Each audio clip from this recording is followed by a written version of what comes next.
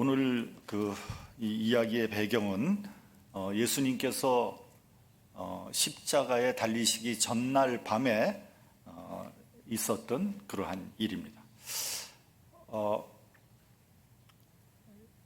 예수님께서 죽음에 대해서 암시하니까 베드로가 나섭니다. 내가 주를 위해서 내 목숨을 버리겠습니다. 저는 이 베드로의 말이 진심이라고 생각합니다. 베드로는 주님을 위해서 자기의 목숨까지 버릴 수 있는 그런 의리의 사나이였죠. 그런데 예수께서 이렇게 말씀하십니다. 내가 진실로 진실로 내게 이르노니 닭 울기 전에 네가 3번 나를 부인하리라. 그러니까 마음은 굴뚝 같지만 위험에 맞닥뜨리게 되면 자기도 모르게 주님을 부인하게 된다는 거죠. 죽을 준비가 다 돼 있지만 막상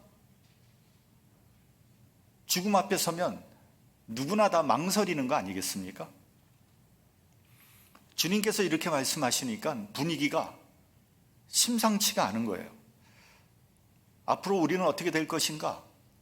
제자들은 큰 근심에 사로잡혔어요. 그런데 요한복음 14장에 보면 너희는 근심하지 말아라. 하나님을 믿으니 또 나를 믿으라. 내가 아버지의 집에 갔다 오겠다고 이렇게 말씀하십니다. 그리고 오늘 본문에서 하나님께서 축복과 약속의 말씀을 하시는 거예요. 첫 번째 축복의 말씀입니다. 우리 본문 12절을 같이 봉독을 하겠습니다. 본문 12절.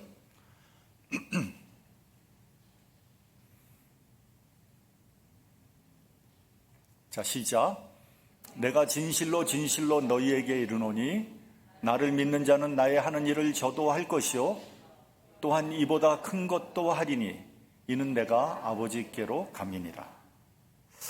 자, 나를 믿는 자는 나의 하는 일을 저도 할 것이요 이보다 큰 것도 하리니, 이건 정말 놀라운 말씀 아닙니까? 우리가 예수님이 하시는 일도 할 것이고 그보다 더 큰 일도 한다는 거예요. 그런데 여러분, 우리가 이 말을 잘 받아들여야 돼요. 이거 오해하면 안 되는 말입니다.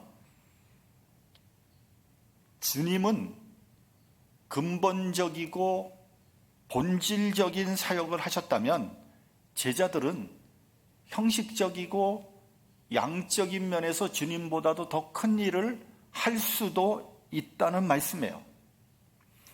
예를 한번 들어보겠습니다. 사도 바울이 고린도전서 3장에 이렇게 말합니다. 나는 심었고 아볼로는 물을 주었는데 오직 하나님은 자라나게 하셨나니. 여러분, 이게 무슨 말입니까? 나는 심었고 아볼로는 물을 주었는데 자라나게 하시는 분은 하나님이시다. 이 말은요, 인간이 할 수 있는 일과 하나님께서 하시는 일은 다르다는 것을 말해주는 거예요. 내가 하나님의 사역할 수 없고요, 내가 하나님의 사역을 침해할 수도 없습니다. 자, 여기 씨가 있습니다. 이 씨에는 생명이 들어가 있어요.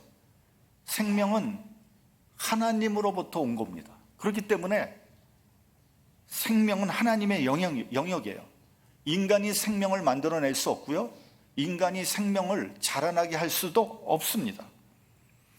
인간의 능력이 아무리 위대하다고 해도 근본적인 하나님의 영역을 침해할 수 없다는 것을 알아야 돼요. 그런데 요즘에 이제 생명공학이 하도 발달하다 보니까 인간이 하나님의 영역까지 침범하려고 하는 경향이 있어요.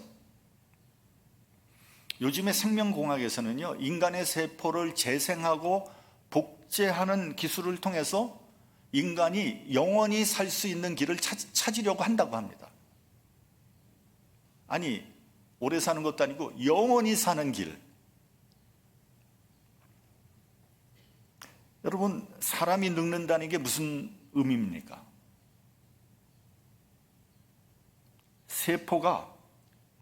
인간의 세포가 변형되고 쇠퇴한다는 것을 의미하는 거예요.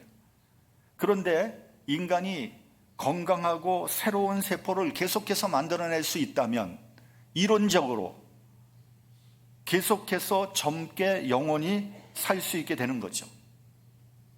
글쎄요, 인간이 영원히 살 수 있을지는 잘 모르지만 인간을 오래 살게는 만들 수 있을 것 같아요.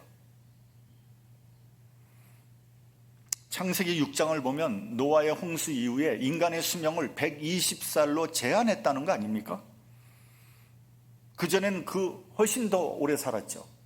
그래서 아마도 우리 인간이 200살 혹은 300살까지 살 수 있을지 모릅니다. 그런데 여러분, 지금 인간이 120살 사는 사람도 거의 없지만 120살을 사는 것도 지겨워 죽겠는데 200살, 300살까지 살면 어떻게 되겠어요? 여러분, 그렇게 살고 싶으세요?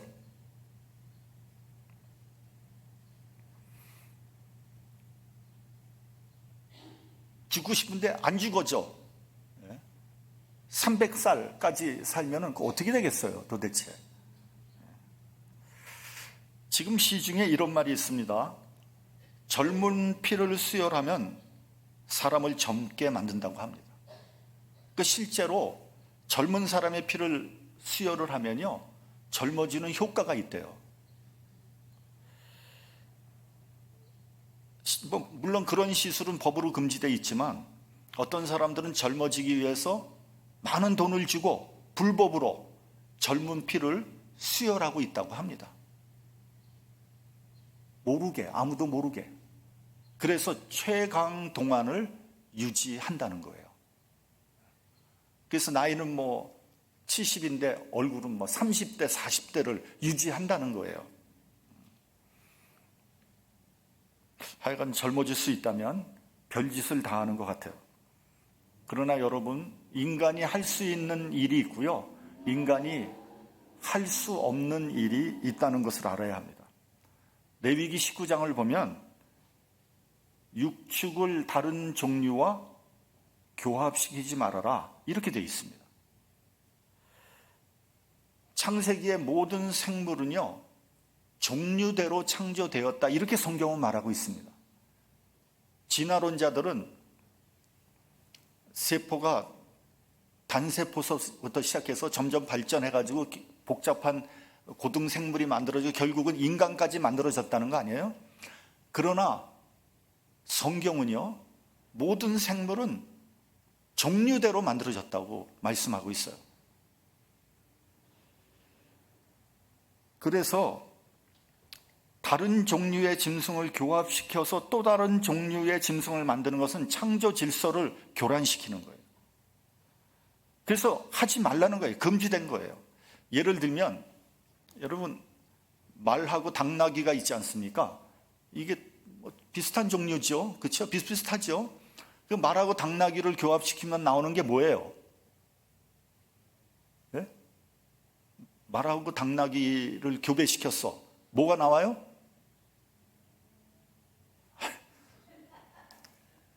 몰라요? 예? 쪼랑말. 쪼랑말은 작은 말이죠. 노새, 젊어서 노새가 아니라 노새라는 게 나오지 않습니까?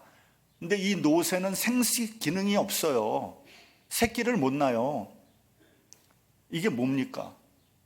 창조 질서가 교란됐기 때문에 하나님께서 생식 기능을 허락하지 않은 거예요. 생명 윤리를 지키라는 겁니다. 여러분, 생명이 자라나는 것도 생명의 신비예요. 인간이 하나님의 영역을 침범하는 것은요, 선악과를 따먹는 것 같은 아주 위험한 짓입니다. 예수님은 인간의 죄를 대속하기 위해서 십자가에서 죽으셨어요. 이거는 정말 중요하고도 근본적인 사역이에요. 이 사역은 오직 예수님 밖에는 할 수 없는 거예요.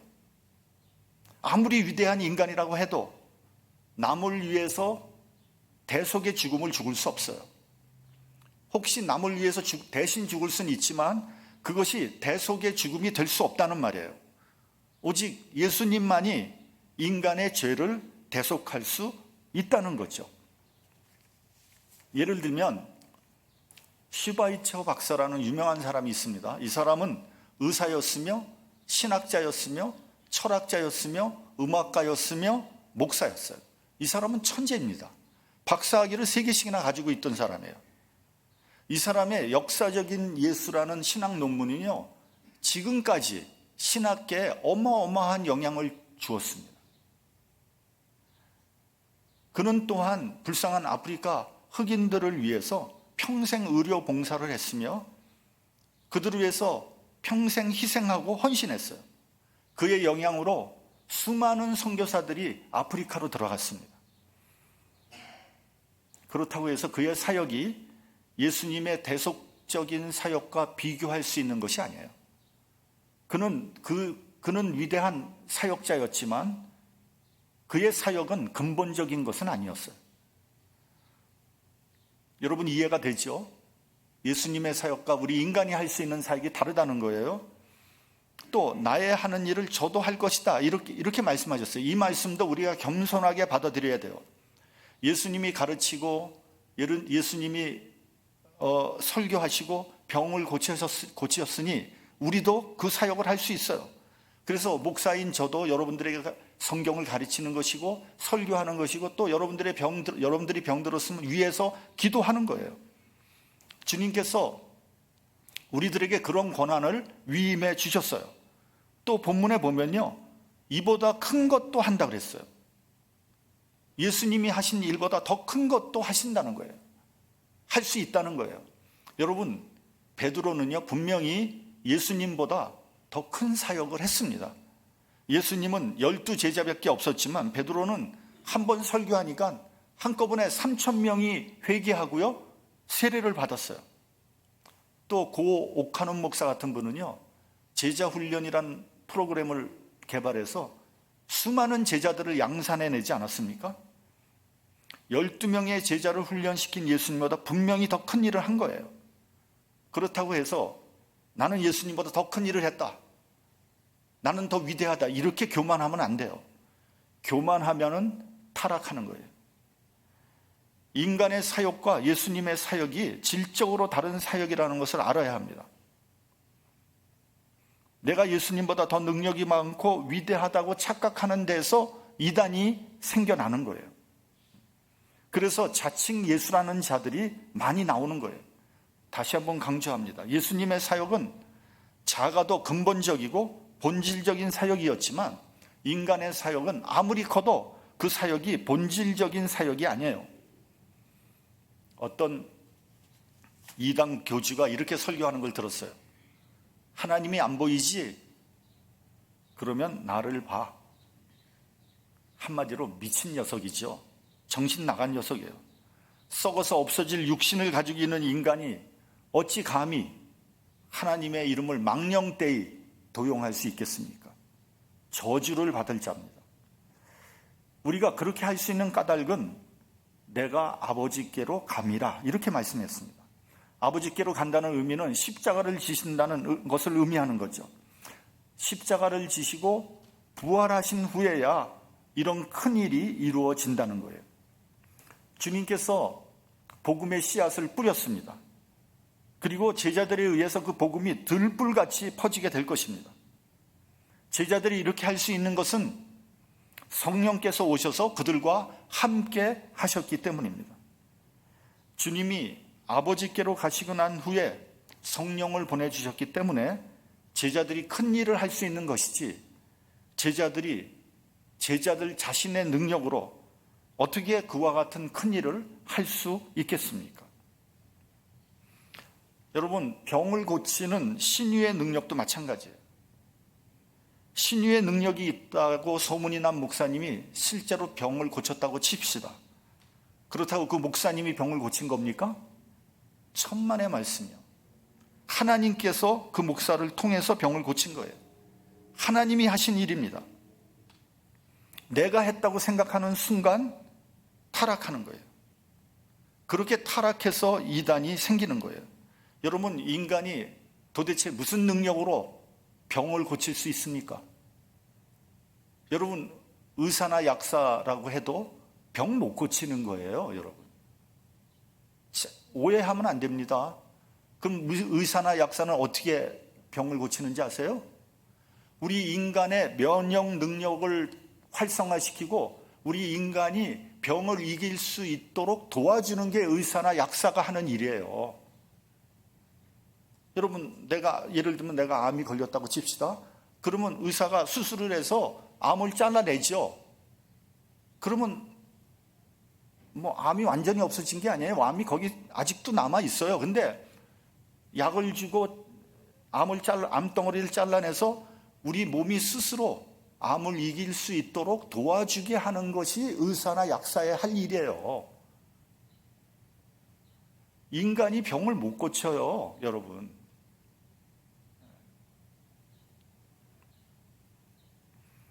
사도행전 3장을 보면요, 나면서부터 안진뱅이 된 자를 베드로와 요한이 은과 금은 내게 없거니와 내게 있는 것으로 내게 주노니 곧 나사렛 예수의 이름으로 일어나 걸으라 그랬어요. 그랬더니 안진뱅이가 힘을 얻어서 걷기도 하고 뛰기도 했어요. 사람들이 너무 놀라서 베드로와 요한에게 몰려들었어요. 그때 베드로가 이렇게 말합니다. 이스라엘 사람들아, 이 일을 왜 기이히 여기느냐? 우리 개인의 권능과 경건으로 이 사람을 걷게 한 것처럼 왜 우리를 주목하느냐? 아브라함과 이삭과 야곱의 하나님, 곧 우리 조상의 하나님이 그 종 예수를 영어롭게 하셨느니라. 베드로와 요한이 한 것이 아니고요, 예수께서 그들을 통해서 안진뱅이를 일으킨 거다, 이런 말입니다. 여러분, 이것은 저의 간증이에요. 제가 평신도 때였어요. 생각해 보니까 제가 평신도 때 믿음이 목사가 된 지금의 믿음보다 더 좋았던 것 같아요. 어느 날 이제 어느 집을 방문했는데 그 집 안주인이요, 허리가 너무 아파가지고 꼼짝도 못했어요. 허리가 끊어질 것 같이 아프다고 쩔쩔 매는 거예요. 근데 그 당시 그분은 교회 나가지 않았어요. 그래서 제가, 우리가 기도하면 예수님께서 당신의 허리도 고쳐줄 수 있습니다. 같이 기도할까요? 그렇게 얘기를 했더니 이분이 너무 허리가 아파서 그랬는지는 잘 모르겠어요. 제가 지푸라기 잡는 듯한 그런 심정으로, 또 믿져야 본전이니까 그랬는지 모르지만 하여튼 순순히 응했습니다. 그래서 허리에 손을 얹고 간절히 기도했어요. 그리고 이제 집으로 돌아와서 잊어버리고 잠을 잤어요. 그 다음날 아침에 새벽같이 전화벨이 울리는 거예요. 받아보니까 그 아주머니의 목소리가 들려왔어요. 그분은 이제 교회 다니지 않았으니까 이러더라고요. 유 선생님, 제 허리가 깜짝같이 나왔습니다. 어저께 밤에 기도해서 난 것 같아요. 그러면서 유 선생님 용하십니다, 이렇게 얘기하는 거예요. 그래서 제가 무슨 재주가 있어서 아주머니 병을 낫게 하겠습니까? 예수님께서 낫게 하신 것이죠. 그러니 가까운 교회 나가세요. 그런데요, 제 기분이요, 묘하더라고요. 그러면서 혹시 주님께서 나한테 신유의 은사를, 이런 생각이 들었어요. 개척 목회를 시작했을 때 제가 하나님 앞에 엎드려서 신유의 은사를 달라고 집중적으로 기도를 했습니다. 제가 유명한 목사도 아니고 특별한 능력이 있는 것도 아니고, 그렇다고 나를 도와주는 사람들도 없었고, 맨 땅에 헤딩하는데 신유의 은사라도 주셔야지 제가 목회를 하지 어떻게 목회를 하겠습니까? 그리고 정말 저는 주실 줄 알고 정말 열심히 기도했는데 안 주시더라고요. 여러분, 어느 유명한 목사가 병을 고치는 게 아니에요. 주님께서 필요에 따라 고쳐주시는 거예요. 여러분, 지금도요, 병을 위해서 누구나 다 기도할 수 있어요. 주님께서 고쳐주실 수도 있고요, 안 고쳐주실 수도 있어요. 고쳐주실 때는 필요에 따라 고쳐주시는 거예요. 누가 뭐 대단한 능력을 가져서 고치는 게 아니에요. 두 번째 축복입니다. 본문 13절을 같이 봉독을 하겠습니다. 자, 시작. 너희가 내 이름으로 무엇을 구하든지 내가 시행하리니 이는 아버지로 하여금 아들을 인하여 영광을 얻으시게 하려 함이라. 두 번째는 기도 응답의 축복이에요. 하나님께서는 인간과 하나님 사이에 커뮤니케이션의 창구를 주셨는데 그것이 바로 기도예요. 그러므로 기도하지 않고 하나님과 소통할 수 없고요. 하나님의 응답을 받을 생각도 하면 안 돼요. 우선 기도를 지속적으로 간절하게 해야 합니다. 옛말에 우는 아이 젖준다 이런 말이 있잖아요. 간절하게 기도해야지 하나님께서 응답을 해 주시지요. 그럼 주시려면 주시고 말려면 마시든지. 그런 사람에게 왜 하나님께서 기도 응답을 주시겠습니까? 아니, 급한 사람이 누구예요? 하나님이 급해요? 하나님 뭘 급하겠어요? 내가 급하지. 기도하지 않으면 하나님과 소통하지 못하니까 하나님으로부터 점점 멀어지는 거예요. 통계적으로 국민소득 10,000불이 넘어가면 사람들이 신앙생활에서 멀어진다고 합니다. 그래서 유럽교회나 미국교회가 점점 쇠퇴하는 거예요. 한국도 잘 살게 되면서 오히려 교회들이 점점 약해지고 있지 않습니까? 왜냐하면 부족함이 없거든요. 절박하지 않거든요. 살만하거든요. 그러니까 엎드려 기도하지 않는 거예요.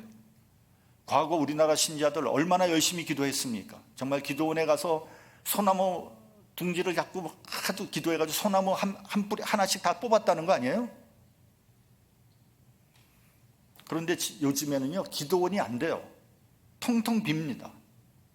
기도하러 오는 사람이 없어요. 미국은 더해요. 미국 기도원들이요, 지금 다 비었어요. 지금. 그러니 응답받지 못하는 거고요. 점점 더 하나님부터 멀어지는 거죠. 악순환이 계속되는 거예요. 저희 교회도 처음에 개척하고 난 다음에 거의 매년 수양회를 갔어요. 옛날에 수양회들 많이 갔잖아요. 그런데 언제부턴가 그만뒀어요. 왜냐하면 참석하지 않기 때문이죠. 그러니까 수양회를 간다고 해놓으면 저는 그때부터 고민하기 시작하는 거예요. 왜요? 얼마나 올까? 아니, 주일날을 끼워서 수양회를 2박 3일 이렇게 하는데 워낙 안 오니까 주일날 수양회 가서 주일 예배를 드리면 썰렁해요. 그리고 수양회 하면은 몇 사람 미리 예약을 하잖아요. 그 예약을 다 했는데 반도 안 오는 거예요. 그러다가 이제 결국 그럼 수양회 관두자. 그 다음부터 수양회 안 가기 시작했어요. 아마 지금 시카고에 있는 교회 중에 수양회 가는 교회 거의 없을걸요.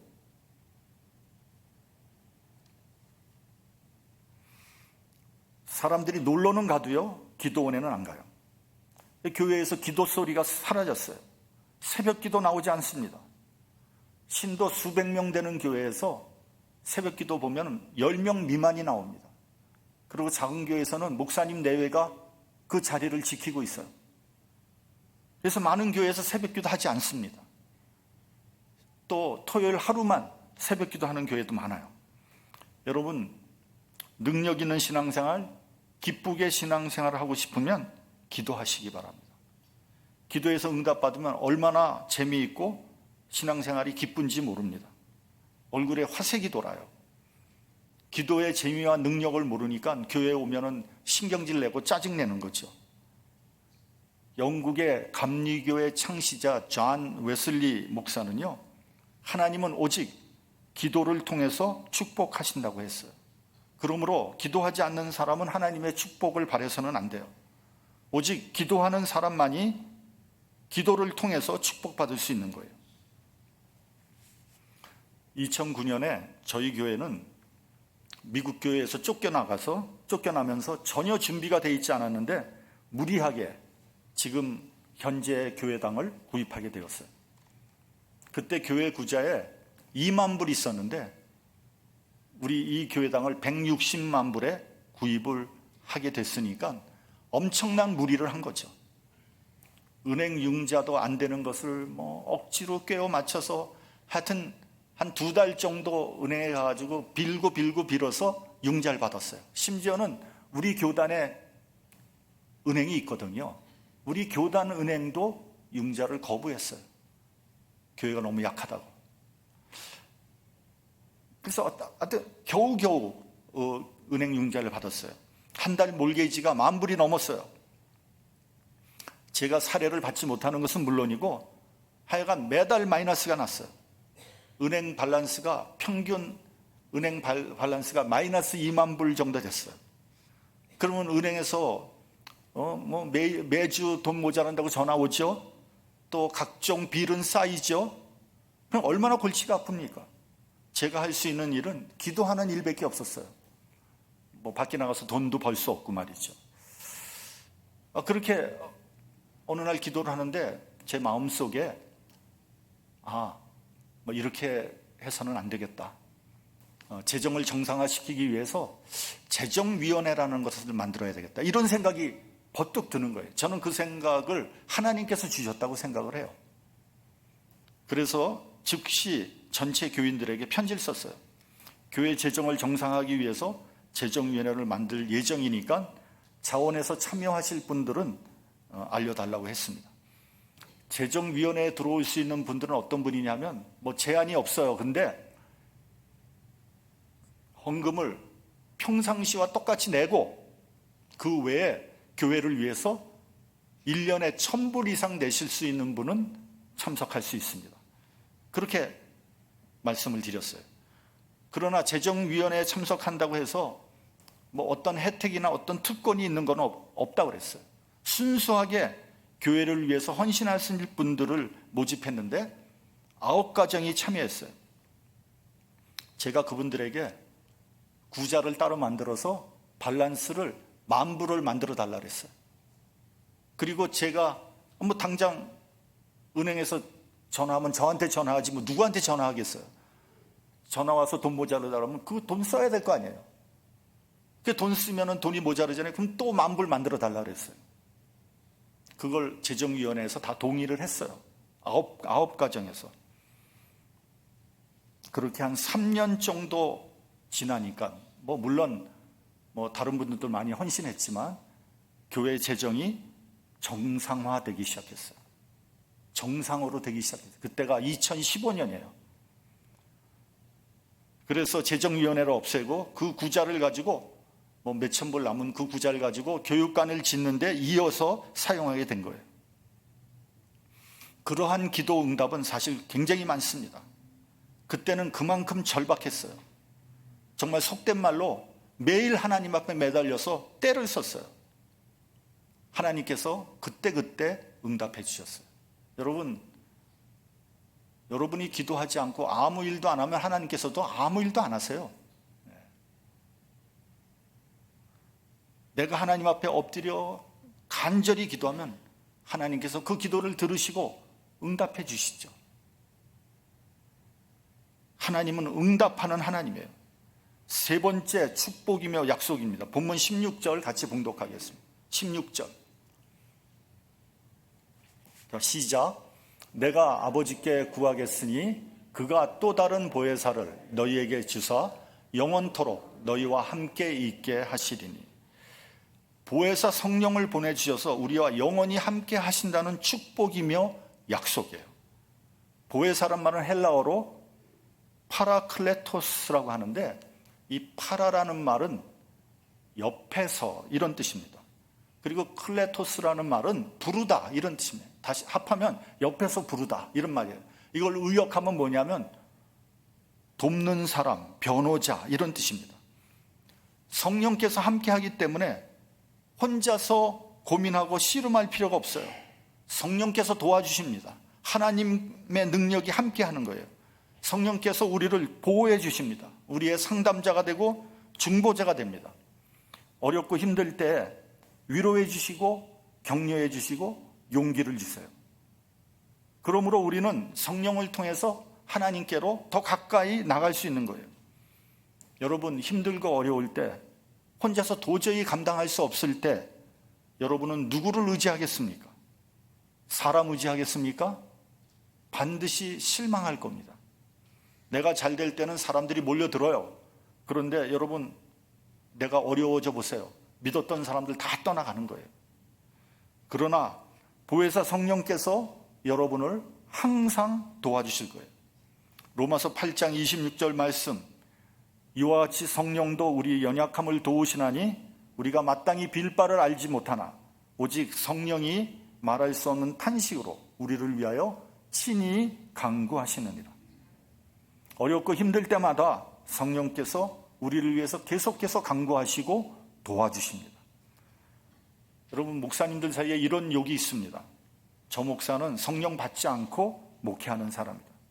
여러분, 목회를 하려면 지식도 필요하고 지혜도 필요하고 능력도 필요하고 인내, 절제, 사랑, 온유 갖가지 성령의 능력이 필요한데 성령 받지 않고 목회를 한다면 얼마나 어렵겠습니까? 하물며 이민 목회야 말해 무엇하겠습니까? 저는 요즘에 이제 노회에 가면 젊은 목사님들을 보면 마음이 짠해요. 우리도 이렇게 힘들었는데 지금 목회를 시작하고 있는 젊은 목회자들은 얼마나 힘든 일이 많을까? 여러분, 더 이상 이민이 안 들어오잖아요. 그리고 2세들은 1세교회 안 오잖아요. 얼마나 힘들어요. 그러나 너무 걱정하지 않아도 됩니다. 보혜사 성령께서 도와주시고 함께 하신다면 고난이 변하여 기쁨이 되고요, 상처가 변하여 영광이 될 것입니다.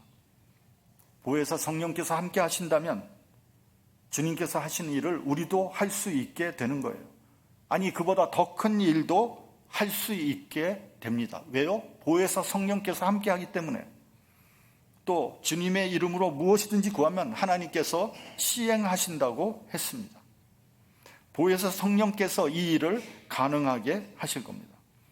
우리가 이러한 믿음을 가지고 하나님께 충성하고 하나님의 영광을 위해 산다면 하나님께서 우리를 통해서 반드시 크고 놀라운 일을 감당할 수 있게 하실 겁니다. 여러분, 내 힘으로 내 능력으로 열심히 하려고 하지 마세요. 안 됩니다. 보혜사 성령께 의지하시는, 그래서 온전히 하나님께 영광을 돌리는 저와 여러분이 되시기를 주님의 이름으로 축원합니다. 기도하겠습니다.